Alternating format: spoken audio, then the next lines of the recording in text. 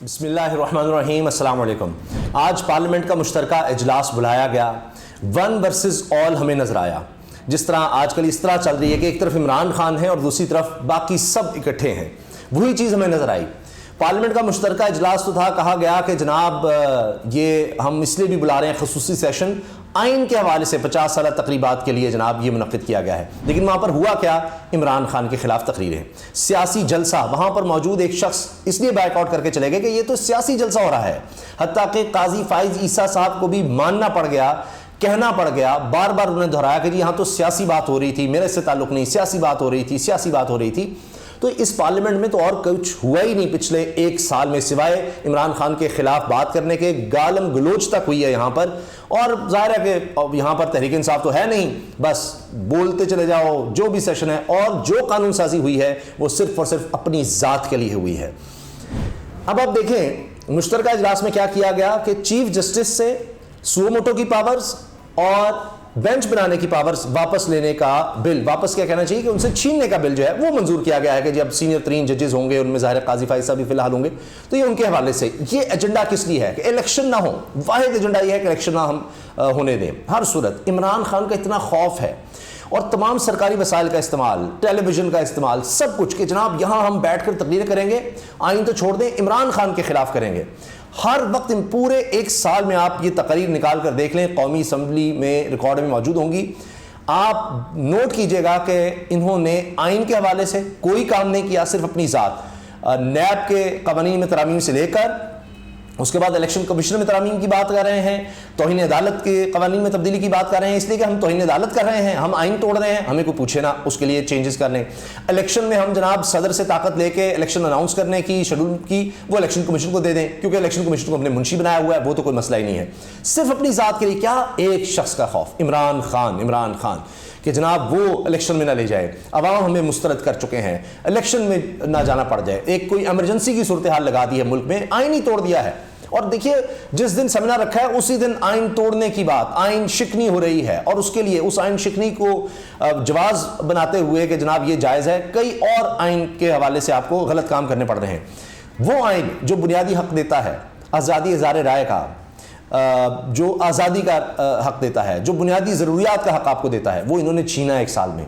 Record بے روزگاری پیدا کی ہے، ریکارڈ مہنگائی دی ہے، ریکارڈ گرفتاریاں کی ہیں، ریکارڈ آنسو گیس کی شیلنگ، جلسے جلوس پر پابندی، جتنا انہوں نے آئین کی خلاف ورزی کی ہے پاکستان کی تاریخ میں آپ کو نہیں ملے گی۔ اب یہ اسی لیے فرار حاصل کر رہے ہیں، لیکن اس سے حاصل کیا ہوا؟ اس سب سے یہ جو تھا کہ عمران خان کو توڑنا ہے، اس کی پارٹی کو توڑنا ہے، آپ دیکھیے اب ایک حالیہ سروے نے سارا بھنڈا پھوڑ دیا ہے۔ یہ تو بیٹھے ہیں نا کہ جناب ہم ہیں، اور زرداری سے بڑے آرام سے کہہ رہے ہیں جی دیوالیہ سے کیا ہوتا ہے۔ آج اجلاس میں شرمناک ہے، کہتے ہیں دیوالیہ سے جاپان دیوالیہ ہوا، جی کوریا دیوالیہ ہوا، ارجنٹائن دیوالیہ ہوا، کچھ نہیں جی کیا ہو گیا، ایسے یہ ایسے جیسے یہ تو چاہ رہے ہیں کہ دیوالیہ ہو، اس کے لیے کام کر رہے ہیں، یہ آئے ہیں اس لیے کہ دیوالیہ کر دیں۔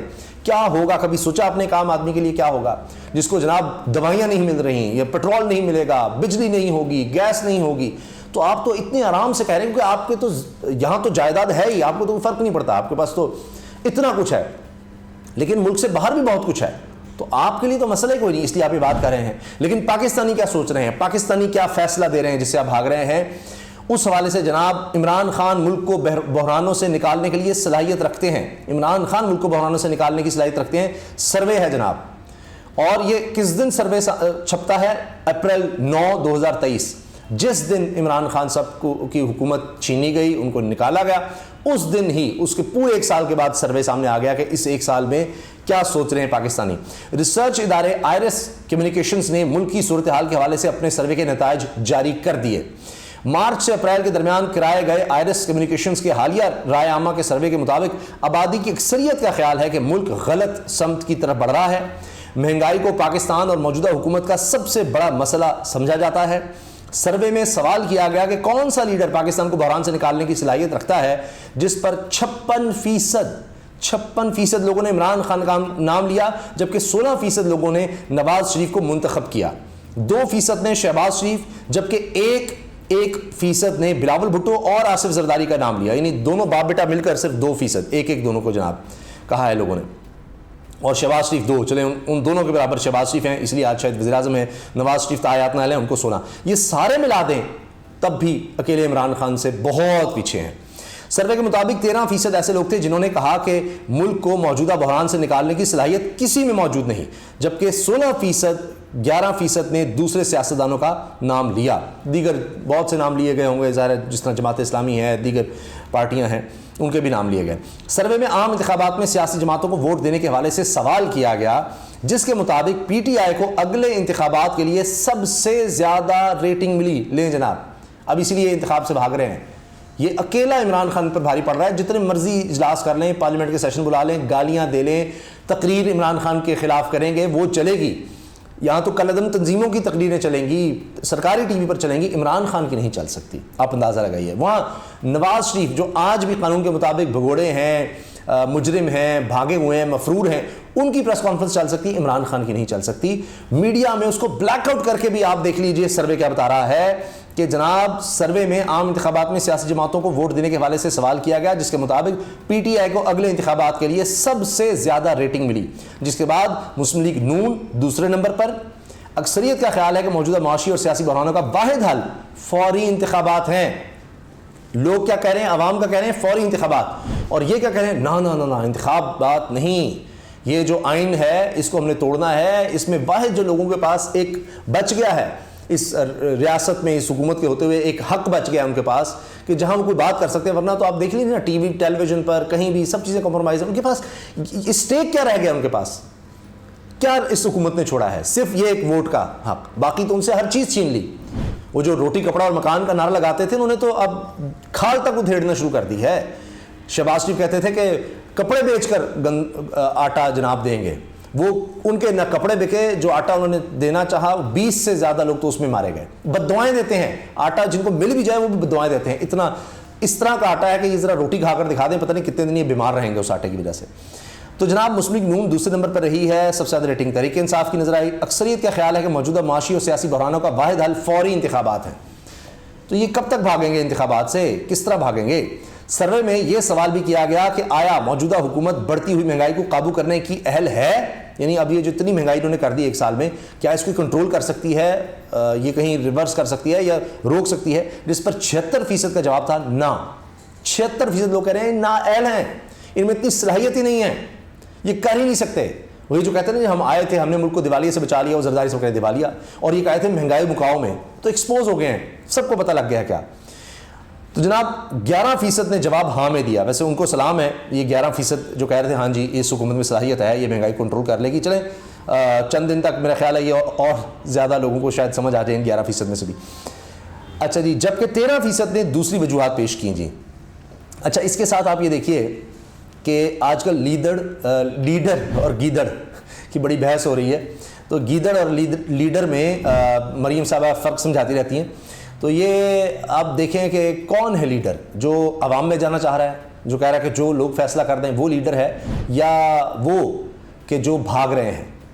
ویسے گیدڑ ہی بھاگا کرتے ہیں، تو یہ عوام سے جو بھاگیں گے وہ گیدڑ ہیں؟ وہ کس طرح کے گیدڑ ہیں؟ یا وہ لگڑ بگڑ ہیں کہ جو دیکھتے ہیں کہ جناب چھپ کر حملہ کیا جائے اور سارے اکٹھے ہو کر حملہ کریں؟